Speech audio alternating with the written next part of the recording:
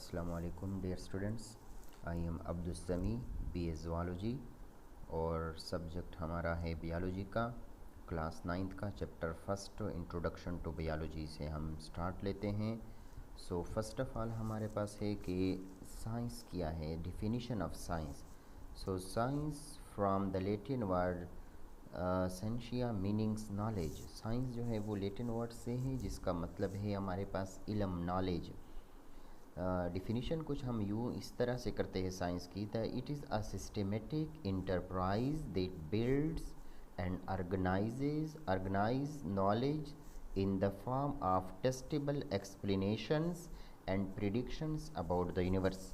ठीक है, यानी सिस्टमेटिक नॉलेज है, यानी निज़ाम का इल्म है जिसमें हम इल्म हासिल करते हैं लेकिन टेस्टेबल एक्सप्लेनेशन की शक्ल में, और इसके अलावा हमारे पास यूनिवर्स के बारे में जो हमारे पास हमारे प्रेडिक्शंस है उनसे। सो वो नॉलेज हमारे पास साइंस कहलाता है। और science is an organized form of the knowledge, और सिस्टमेटिक नॉलेज या एक ऑर्गेनाइज्ड फॉर्म का जो इल्म है उसे भी हम साइंस कहते हैं, या सिस्टमेटिक नॉलेज जो है उसे भी हम साइंस के नाम से याद रखते हैं।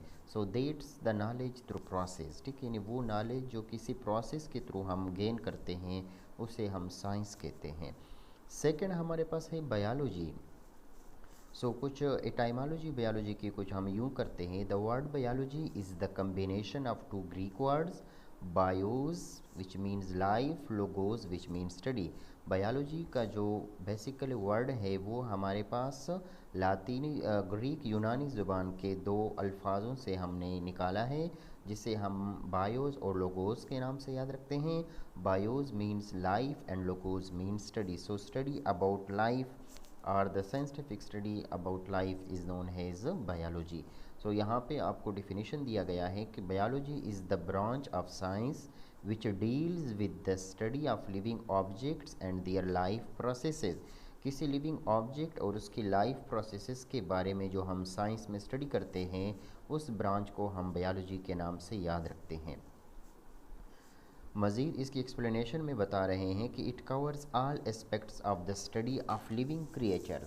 किसी भी लिविंग ऑर्गेनिजम्स की तमाम एस्पेक्ट्स की स्टडी को ये कवर करती है। लाइक ग्रोथ, कि लिविंग ऑर्गेनिजम्स की ग्रोथ किस तरह है, किस तरह से होती है। स्ट्रक्चर, लिविंग ऑर्गेनिजम्स का स्ट्रक्चर किस तरह है।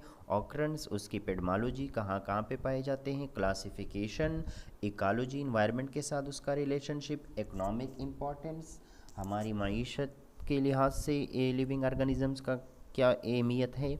External forms, organisations, internal structure और न्यूट्रिशन एमंग अदर्स। तो ये तमाम एस्पेक्ट्स किसी भी लिविंग ऑर्गेनिजम्स के रिलेटेड जो है इनको हम बायोलॉजी के अंदर स्टडी करते हैं। नेक्स्ट हमारे पास being broad based and multidisciplinary, the term biology is often replaced by the term life science or biological science। ठीक, बियोलॉजी एक वास्ट फील्ड है, इसका बाकी साइंस के सब्जेक्ट के साथ लिंक है। सो इस लिहाज से हम इसको दूसरे नामों से भी पुकारते हैं, जैसे लाइफ साइंस है या बायोलॉजिकल साइंस है। The term biology was coined by Jean Baptiste Lamarck. ये वर्ड जो बायोलॉजी का दिया हुआ है हमें, ये जैन बैप्टिस्ट लेमार्क ने दिया है। और Aristotle is the known as the father of biology, और अरिस्टोटल जो है उसे हम फादर ऑफ बायोलॉजी के नाम से याद रखते हैं। Now questions arises, dear students हमारे पास ये क्वेश्चन पैदा होते हैं, व्हाट इज़ लाइफ, लाइफ क्या है, व्हाट इज़ लिविंग, लिविंग क्या है। How can you differentiate between living and non living, यानी लिविंग और नॉन लिविंग के दरमियान आप कैसे फ़र्क वाज़े करेंगे। Since we define biology has the science which deal with the study of living object, बस के हम ये डिफ़ाइन करते हैं कि हमारे पास बायोलॉजी वो सब्जेक्ट है जिसमें हम लिविंग ऑर्गेनिजम्स या लिविंग ऑब्जेक्ट्स के बारे में स्टडी करते हैं। So life, what is life का क्वेश्चन जो था उसका आंसर हम कुछ यूँ देते हैं कि life is a set of characteristics which differentiate organisms from non living objects, यानी लिविंग और नॉन लिविंग ऑब्जेक्ट्स के दरमियान जो फ़र्क वाज़े करता है वो सेट ऑफ करेक्टरिस्टिक्स को यहाँ पर लाइफ के नाम से याद किया जाता है। These set of characteristics include reproduction, उसमें रिप्रोडक्शन भी है, ग्रोथ भी है, होमियोस्टेसिस भी है, movement, nutrition, respiration among other. So ये कुछ हमारे पास करेक्टरिस्टिक्स है जो कि लिविंग ऑर्गेनिजम्स के बॉडी में मौजूद होते हैं, और जबकि नॉन लिविंग ऑर्गेनिजम्स जो है वो उनके बॉडीज़ में इस टाइप के करेक्टरिस्टिक्स नहीं होते, मतलब यानी वहाँ पर ये एब्सेंस होते हैं। For a thing to be called a living thing there must be a set of these characteristics. हर वो चीज़ जिसको हम लिविंग के नाम से पुकारेंगे तो उसके अंदर ये तमाम सेट ऑफ करेक्टरिस्टिक्स का मौजूद होना ज़रूरी है। नेक्स्ट हमारे पास बॉटनी, जो कि बायोलॉजी की डिविजन्स में आती है, कि बायोलॉजी को हम मेजर तौर पे 3 डिविजन्स में लेते हैं, बॉटनी, ज़ूलॉजी और microbiology. So first of all हमारे पास बॉटनी आती है। So botany is the branch of biology which deals with the scientific study of different aspects of plants की मुख्तलिफ एस्पेक्ट से जो हम साइंटिफिक स्टडी करते हैं वो बॉटनी में, एंड प्लांट लाइक ऑर्गेनिजम्स, और साथ में plant like organisms which include, जिसमें शामिल है algae, fungi, lichens, Moses, ferns, conifers and flowering plants वगैरह। सो ये सारे के सारे जो प्लांट लाइक एंड ऑर्गेनिजम्स है या प्लांट के रिलेटेड ऑर्गेनिजम्स है, सो इनके भी डिफरेंट एस्पेक्ट्स और प्लांट्स के डिफरेंट एस्पेक्ट्स को जो हम स्टडी करते हैं, सो वो ब्रांच हमारे पास बॉटनी के नाम से याद किया जाता है। The ancient Greek theophrastus 371 to 286 BCE is known as the father or founder of botany। सो ये एक पुराना हमारे पास यूनान का साइंटिस्ट था जिसको फादर या फाउंडर ऑफ बायोलॉजी के नाम से याद किया जाता है। सेकेंडली हमारे पास माइक्रोबायोलॉजी है। So microbiology is the branch of biology which deals with the scientific study of all living organisms that are too small to be visible to the naked eye. Microbiology वो branch है bio की जिसमें हम वो तमाम living organisms की study करते हैं जो इतने हमारे पास मतलब छोटे से साइज़ के हैं कि उनको हम आसानी से नेकेड आई से स्टडी नहीं कर सकते, तो उस टाइप के ऑर्गेनिजम्स को हम माइक्रोबायोलॉजी में स्टडी करते हैं। दीज ऑर्गेनिजम्स इंक्लूड बैक्टीरिया, उसमें बैक्टीरिया है, आर्की है, वायरसेस है, fungi, prions, protozoa, algae, collectively known has microbes, जिनको हम इकट्ठा तौर पे माइक्रोब्स के नाम से भी याद रखते हैं। और Antonie Philips van Leeuwenhoek is known as the father of microbiology. ये शख्स जो है इसे हम फादर ऑफ माइक्रोबायोलॉजी के नाम से याद रखते हैं। नेक्स्ट हमारे पास पेवर ब्रांचेस ऑफ बायोलॉजी हैं कि बायोलॉजी के पेवर ब्रांचेस कौन कौन से हैं। So morphology, anatomy, histology, cytology, cell biology, 6 number molecular biology, 7 number physiology, next ecology, फिर embryology, genetics, palaeontology, taxonomy, evolution और पैथोलॉजी। सो ये कुछ ब्रांचेस हैं हमारे पास जो कि पेवर बायोलॉजी के ब्रांचेस कहलाते हैं, जिसमें फर्स्ट नंबर हमारे पास जो है वो मॉर्फोलॉजी है। So it's the study of external form, size, shape, colour, external structure and relative positions to the organism. किसी भी लिविंग ऑर्गेनिजम्स की जितनी भी एक्सटर्नल हमारे पास फीचर्स है उनके लिहाज से जो हम स्टडी करते हैं वो मॉर्फोलॉजी में करते हैं।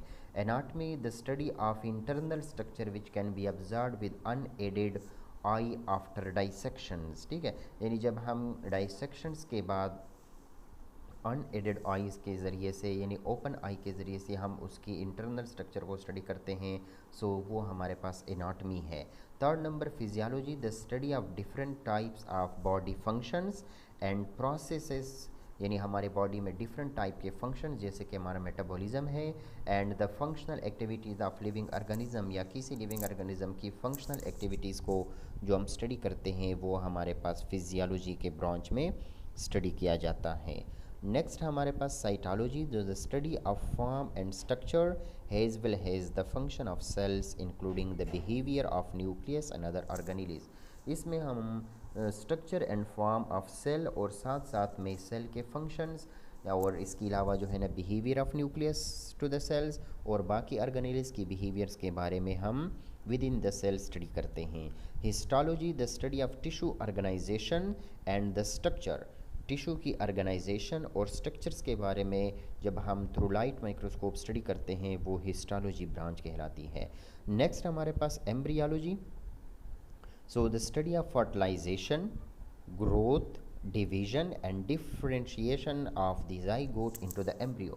zygote से पहले यानी फर्टिलाइजेशन, zygote के अंदर हमारे पास जो क्लीवेज, ग्रोथ, जो डिवीजन आती है, और zygote जो हमारे पास एम्ब्रियोस में कन्वर्ट होता है, और साथ साथ में early development of human being या living organisms before attending the structure and size of the offspring. Offspring से पहले हमारे पास जो प्री नेटल ग्रोथ है, जो इनसाइड द मदर बॉडी है, उन सब के बारे में हम एम्ब्रियोलॉजी के अंदर स्टडी करते हैं।